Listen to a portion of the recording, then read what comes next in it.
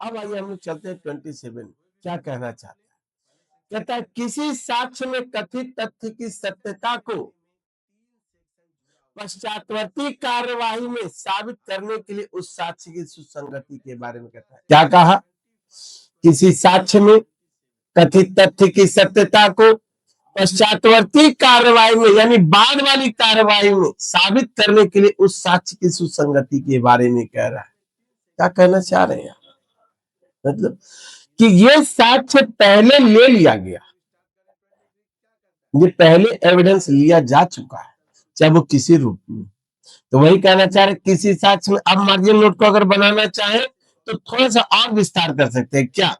किसी साक्ष्य में कथित तथ्य की सत्यता को पश्चातवर्ती कार्यवाही में या उसी कार्यवाही के आगामी प्रक्रम में साबित करने के लिए उस साक्ष्य की सुसंगति के बारे में कहता है। मतलब जैसे जैसे वही बात जो थोड़ा सा हमने 26 को रिपीट करेंगे। क्या?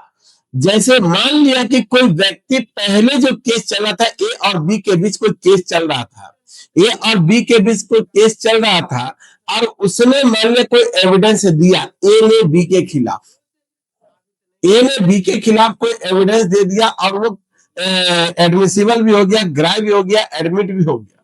ठीक है, उस स्वीकार कर लिया गया, पूरा केस खत्म। ठीक है, लेकिन फिर 2-4 साल बाद, 2 साल बाद, 3 साल बाद जो है उसके एलआर जो है, लीगल रिप्रेजेंटेटिव जो है, फिर से केस कर दिया। मान लिया दोनों में फिर से उसी कॉज ऑफ एक्शन, उसी वाद हेतु पर फिर से केस आ गया। मान लिया ए मर चुका हूं, ए मर गया हूं, ठीक है, और फिर से ए का एलआर है और बी के खिलाफ फिर से केस कर दिया। ठीक है, अब सवाल ये आया कि जो ए ने पहले वाले केस में एविडेंस दिया था, क्या वो सेकेंड वाले के यानी पश्चातवर्ती कार्रवाई, क्या वो सेकेंड वाले केस में रिलेवेंट होगा? तो कहता हाँ होगा, लेकिन हम कंडीशन बताएंगे। पहले तो ये देखिए कि आप रिलेवेंसी साबित करना चाहते हैं और रिलेवेंट डिक्लेयर करना चाहते हैं, तो फिर वही 4 पॉइंट, जबकि वह मर गया है, मिल नहीं सकता, साक्ष्य देने के लिए असमर्थ है, उसकी हाजिरी इतने व्यय या विलंब के बिना उपात्त नहीं की जा सकती जितना कि मामले की परिस्थितियों में न्यायालय को युक्ति युक्त प्रतीत हो। सेम कंडीशन जो 26 में आपने 4 कंडीशन दिया था, लेकिन इसमें एक कंडीशन और बढ़ा दी, उसको प्रतिपक्षी द्वारा पहुंच से बाहर कर दिया गया। एडवर्स पार्टी, विरोधी पार्टी द्वारा उसको कहीं हटा दिया गया है, कहीं छिपा दिया गया है। अच्छा, एक कंडीशन ये बढ़ गया, तो हो गया 5 कंडीशन। ये मर गया पहले वाले केस में एविडेंस दे करके, तो उसी को हम सेकेंड केस में यानी पश्चातवर्ती कार्रवाई में साबित कर सकते। या मर गया, जो केस चल रहा था उसी केस से मर गया, भुला गया, दूर चला गया, बीमार हो गया, कोमा में चला गया, जो भी या प्रतिपक्षी द्वारा पहुंच से बाहर कर दिया गया या अमेरिका चला गया, तो कंडीशन वही। उसी केस में आगामी, अब केस 2-2 साल, 3-3 साल, 4-4 साल चल रहा है, तो आगामी प्रक्रम में उसी केस में आगे दिया जा सकता है। मतलब ये कहना क्या चाह रहा है 27 यही कहना चाह रहा है कि एविडेंस तो दिया जा चुका है ऑलरेडी पहले, उसकी बात हम कर रहे हैं। और जो एविडेंस पहले दिया जा चुका है उसी की जो सत्यता की बात कर रहे हैं, क्या वो बाद में साबित किया जा सकता है? क्या वो पश्चातवर्ती कार्रवाई में एज ए एविडेंस दिया जा सकता है? क्या वो उसी कार्रवाई में आगामी प्रकरण पर एज ए एविडेंस यूज किया जा सकता है? कहता हाँ, सेक्शन 27 के तहत आप कर सकते हैं। समझ रहे? अब आइए, यहां तक तो आप लोग मेरे ख्याल से कुछ समझ ही गए होंगे। अब अंदर थोड़ा पढ़ रहे, क्या कहता है, मार्जिनल नोट को रिपीट कर रहे हैं। कहता है किसी साक्ष्य में कथित तथ्य की सत्यता को पश्चातवर्ती कार्रवाई में, थोड़ा सा जोड़ देते हैं, या उसी कार्रवाई के आगामी प्रकरण में साबित करने के लिए उस साक्ष्य की सुसंगत। अंदर कंटेंट्स क्या कह रहा है? वह साक्ष्य जो किसी साक्षी ने किसी न्यायिक कार्यवाही में या विधि द्वारा उसे लेने के लिए प्राधिकृत किसी व्यक्ति के समक्ष दिया है, ऑलरेडी दे चुका है, एविडेंस दे चुका है, पहले ही दिया है। उन तथ्यों की सत्यता को जो उस साक्ष्य में कथित है, यानी जो पहले दिया गया है, उसकी सत्यता को किसी पश्चातवर्ती न्यायिक कार्रवाई में, बाद में कोई अधिक न्यायिक कार्रवाई फिर से आती है उसमें, या उसी न्यायिक कार्रवाई के जिसमें एविडेंस दिया गया था, उसी न्यायिक कार्रवाई के आगामी प्रक्रम में, यानी आगे साबित करने के प्रयोजनों के लिए तब सुसंगत है जबकि वह साक्षी मर गया है, मिल नहीं सकता, साक्ष्य देने के लिए असमर्थ है, या प्रतिपक्षी द्वारा पहुंच से बाहर कर दिया गया है, या उसकी उपस्थिति इतने व्यय या विलंब के बिना उपात्त नहीं की जा सकती, अभी प्राप्त नहीं की जा सकती, जितना कि मामले की परिस्थितियों में न्यायालय को अयुक्त युक्त समझता हो या अयुक्त युक्त प्रतीत होता, सुसंगत है। यहां तक क्लियर। फर्स्ट पैरा में बस हमें यही देखना है क्या, कि जिस एविडेंस की हम बात कर रहे हैं धारा 27 में, धारा 27 में रेलिवेंट डिक्लेयर कर रहे हैं, वो एविडेंस ऑलरेडी पहले ही दिया जा चुका है, और उस एविडेंस की रेलिवेंसी की बात करता है सेक्शन 27। कंडीशन क्या, मर गया है, मिल नहीं सकता, साक्ष्य देने के लिए समर्थ है, या जिसकी हाजिरी इतने व्यय या विलंब के बिना, व्यय मतलब खर्च, इतने व्यय या विलंब के बिना प्राप्त नहीं की जा सकती, जितने के मामले की परिस्थितियों में आवश्यक हो। एक पांचवा पॉइंट जुट गया क्या, कि वही प्रतिपक्षी द्वारा उसको पहुंच से बाहर कर दिया, छिपा दिया, किडनैप करवा दिया गया है। तो हमारे 26 में था 4 कंडीशन, इसमें आ गया 5 कंडीशन, तब ये एडमिशन, ये कन्फेशन रेलिवेंट हो जाएगा 27। अब आ जाइए प्रोवाइजर क्या कहता है।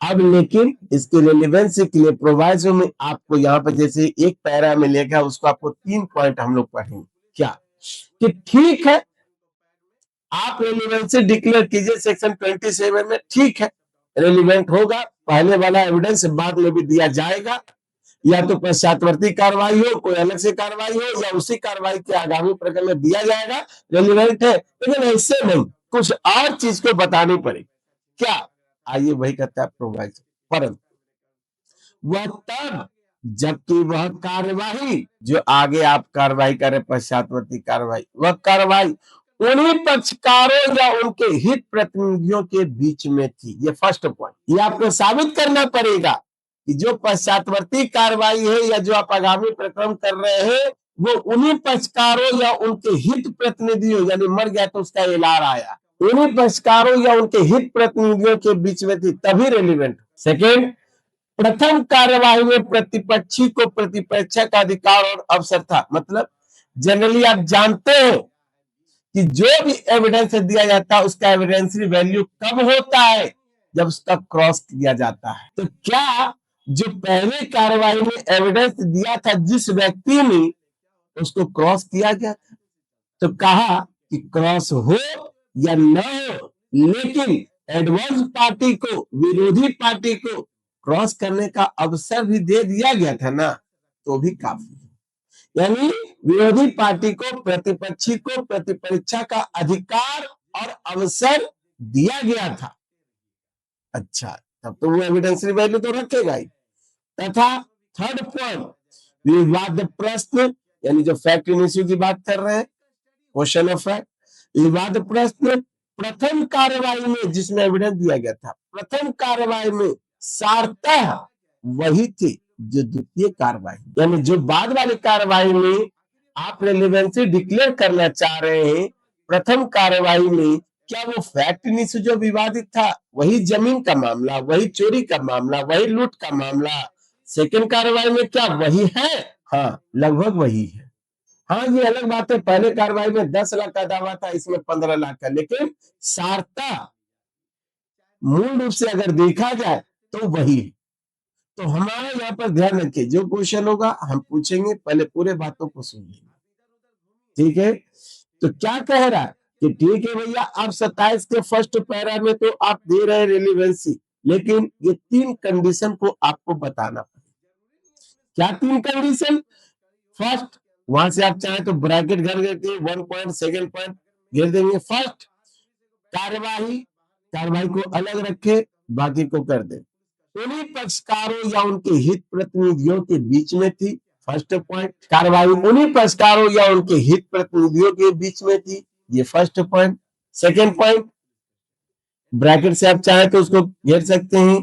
प्रथम कार्यवाही में प्रतिपक्षी को यानी एडवर्स पार्टी को, विरोधी पार्टी को प्रतिपक्षा का अधिकार और अवसर मिल चुका था। ये सेकेंड पॉइंट है। अब मिल चुका था नहीं लिखा हुआ है, केवल अवसर था लिखा है, तो वहां पे कंफ्यूज ना होना है, ठीक है। तथा थर्ड पॉइंट, विवाद प्रश्न प्रथम कार्यवाही में सार्ता वही थे जो द्वितीय कार्यवाही में है। तब आप जो पहले वाली एविडेंस को सेकेंड कार्यवाही में, सेकेंड प्रोसीडिंग में, पश्चातवर्ती कार्यवाही में यूज करना चाह रहे हैं, तो ये तीन चीज दिखाना पड़ेगा, तभी हम पहले वाले एविडेंस को दूसरे में यूज करने देंगे, नहीं तो नहीं तो वो रिलेवेंट नहीं होगा। अब आज यहाँ पर थोड़ा सा स्पष्टीकरण क्या कहता है, यहाँ तक तो क्लियर है। अब स्पष्टीकरण एक्सप्लेनेशन क्या कह रहा है, कहता है दांडिक विचारण या जांच, सिविल की बात नहीं कर रहे, हम बात कर रहे हैं क्रिमिनल की। क्रिमिनल ट्रायल या इंक्वायरी इस धारा के अर्थ के अंतर्गत अभियोजन और अभियुक्त के बीच कार्यवाही समझी जाएगी। अरे भाई ये तो आम बात है कि जो भी क्रिमिनल ट्रायल चल रहा है या क्रिमिनल इंक्वायरी चल रही है, ये इंक्वायरी भी तो मजिस्ट्रेट या न्यायालय द्वारा किया जाता है, ट्रायल भी तो मजिस्ट्रेट या न्यायालय द्वारा किया जाता है। तो कहता है धारा 27 के अर्थ के अंतर्गत, यानी जो ट्रायल चल रहा था उसमें जो एविडेंस दिया गया है वही चीज मान लीजिएगा कि अभियोजक और अभियुक्त के विरुद्ध कार्रवाई समझे, तो क्या जरूरी है देना, ये तो मानना क्या, ये तो होता ही है। जो भी क्रिमिनल होता है, क्रिमिनल इंक्वायरी हो या क्रिमिनल ट्रायल हो, तो जनरली यही होता है कि अभियोजक और अभियुक्त के विरुद्ध की तो कार्रवाई मानी जाती है। जनरली हम लोग कहते हैं ना कि हाँ क्रिमिनल केस क्या बन जाता है सरकारी, तो अभियोजक और अभियुक्त के विरुद्ध तो बीच में ही तो वो कार्रवाई मेरे और आपके बीच थोड़ी है। बात सही है। ये हमारा सेक्शन 27 था, इसमें कुछ नहीं है, बस आपको ये ध्यान रखना है कि जो 26 में जो 4 वर्ड आप लोग याद किए थे, एक 5वां वर्ड को इसमें जोड़ लेना है कि वह पार्टी जिसने एविडेंस दिया था या वह विटनेस जिसने एविडेंस दिया था उसको एडवर्स पार्टी यानी प्रतिपक्षी द्वारा पहुंच से बाहर कर दिया। ठीक है, तो यहाँ ध्यान रखना है क्या कहना चाह रहा है 27, पहले जो एविडेंस हुआ बाद में भी रेलिवेंट डिक्लेयर कर रहा है पश्चातवर्ती कार्रवाई में। क्लियर?